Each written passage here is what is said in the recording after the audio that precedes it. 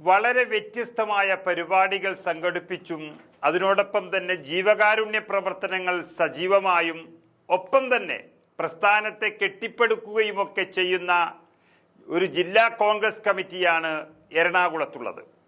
അതിൻ്റെ അധ്യക്ഷനായി മുഹമ്മദ് ഷിയാസ് വന്നതിന് ശേഷമാണ് സത്യത്തിൽ ജീവൻ വെച്ച ഒരു DCCയെ കണ്ടത് തന്നെ. KPCC ആഹ്വാനം ചെയ്ത പരിപാടികൾ മാത്രം അവതരിപ്പിക്കുകയും അത് സംഘടിപ്പിക്കുകയും അതിൽ സന്തോഷം കണ്ടെത്തുകയും ചെയ്യുന്ന ഒരുപാട് DCC അധ്യക്ഷന്മാർ എല്ലാ ജില്ലകളിലും കൂടുതലുള്ള കേരളത്തിൽ മുഹമ്മദ് ഷിയാസ് ചെയ്ത പ്രവർത്തനങ്ങൾക്ക് കയ്യും കണക്കുമില്ല എന്ന് പറയുന്നതാണ് സത്യം. എല്ലാ മാധ്യമങ്ങളും ഇതെഴുതിയിരിക്കുന്നു. മഹാത്മാഗാന്ധിയെക്കുറിച്ചുള്ള സബർമതി പരിപാടി, പ്രതിപക്ഷ നേതാവിൻ്റെ അടുത്തുനിന്നുവരെ പാർട്ടിക്കായി ലവി പിരിക്കുക, സേവാദളിനെ സംരക്ഷിക്കാൻ വേണ്ടി എന്ന് തന്നെ പറയാം നടത്തിയ കിടിലൻ പരിപാടി, അതോടൊപ്പം തന്നെ പ്രവർത്തകരുടെ സമരം ഏത് മൂലക്കായാലും ജില്ലക്കുള്ളിൽ പാതിരാ സമരങ്ങളൊക്കെ ഏറ്റവും കൂടുതൽ കണ്ടതും അടുത്ത കാലത്ത് എറണാകുളത്താണ്. അതിനെ ഇവിടെ കൂടുതൽ വിവരിക്കുന്നില്ല. എങ്കിലും ഇന്ന് ഇവിടെ ഇത് പറയാൻ കാരണം പുതിയൊരു കാരണമുണ്ട്. പുതിയ ചില സംഭവങ്ങൾ വീണ്ടും ആരംഭിച്ചിരിക്കുകയാണ് ജില്ലയിൽ.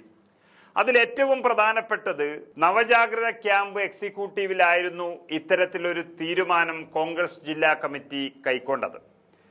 അതുപോലെ കാരുണ്യ പ്രവർത്തനം ഒരു നിത്യപ്രവർത്തനത്തിന്റെ ഭാഗമാക്കാനും കോൺഗ്രസ് പ്രവർത്തകരുടെ കയ്യിൽ നിന്നും 5 രൂപയും 10 രൂപയും കിട്ടാവുന്നതും പിരിച്ചെടുത്തുകൊണ്ട് ആ തുക അതായൊരു കാരുണ്യ പ്രവർത്തനം നടത്തുവാനാണ് DCC ഇതുമായി ബന്ധപ്പെട്ട് കഴിഞ്ഞ ദിവസം തീരുമാനമെടുത്തത്.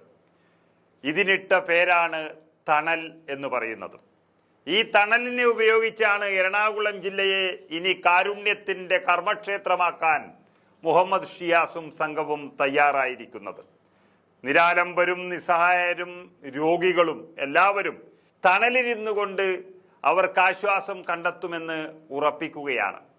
അതുപോലെ തന്നെ ലഹരി ഏറ്റവും കൂടുതൽ വിപത്ത് സൃഷ്ടിക്കുന്ന എറണാകുളം ജില്ലയിൽ, പ്രത്യേകിച്ച് കൊച്ചി പോലെയുള്ള മഹാനഗരത്തിൽ അതിനെ നേരിട്ട് തന്നെ തുരത്താൻ ജില്ലയിലെ 1828ഓളം വാർഡുകളിൽ ജീവിതമാണ് ലഹരി എന്ന പരിപാടിയും സംഘടിപ്പിക്കുകയാണ് ജില്ലാ കോൺഗ്രസ് നേതൃത്വം.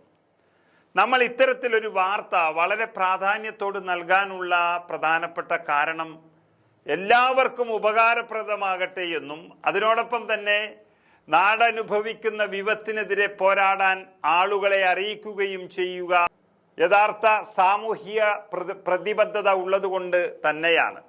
യഥാർത്ഥ കോൺഗ്രസ് മരിച്ചു എന്ന് പാട്ടും പാടി നടക്കുന്നവർക്ക് ആ കോൺഗ്രസ് മരിച്ചിട്ടില്ല എന്ന് പറയാനുള്ള ഒരാഗ്രഹം കൂടിയുണ്ട് മീഡിയ ഗ്രാമത്തിൻ്റെ ഈ വാർത്തയ്ക്ക് പിന്നിൽ. കാരണം കോൺഗ്രസ് മരിച്ചാൽ ഇവിടെ മതേതരത്വം തകരും എന്നുള്ളത് പലപ്പോഴും ഞങ്ങൾ പറയാറുണ്ട്. അതുകൊണ്ട് മാത്രമല്ല അധികാരം ഒരു അലങ്കാരമായി കാണുകയും സ്ഥാനങ്ങൾ മറ്റുള്ളവരെ ദ്രോഹിക്കാൻ ഉപയോഗിക്കുകയും ഒക്കെ ചെയ്യുന്ന രാഷ്ട്രീയക്കാരുള്ള ഈ കാലത്ത് വ്യത്യസ്തമാവുകയാണ് എറണാകുളത്തെ മുഹമ്മദ് ഷിയാസും സംഘവും.